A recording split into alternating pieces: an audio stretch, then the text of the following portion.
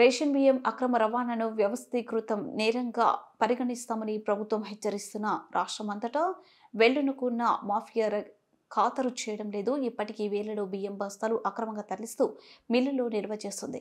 ఇతర రాష్ట్రాలు విదేశాలకు ఎగుమతి చేస్తుంది. గత ప్రభుత్వంలో గ్రీన్ ఛానల్ పేరుతో పాతుకుపోయిన వైకాపా నేతలే ఇప్పుడు మాఫియాను ముందుండి నడిపిస్తున్నారు. నెలవారీ పలకరింపులతో పోలీసు, రెవెన్యూ యంత్రాంగం సహా ప్రజాప్రతినిధులు వారికి జిహుర్జూర్ అంటున్నారు. ప్రకాశం జిల్లా నాగులపాలు మండలం ఉప్పలగుండూరులో డిసెంబర్ 5న 1500 బస్తాల రేషన్ బియ్యాన్ని అధికారులు స్వాధీనం చేసుకున్నారు. గతంలో ఇదే మిల్లులో 4 సార్లు 6000 బస్తాలకు పైగా రేషన్ బియ్యం దొరికాయి. సార్టెక్స్ యంత్రాంగాన్ని ఏర్పాటు చేసి దందా సాగిస్తున్న కఠిన చర్యలు లేవు.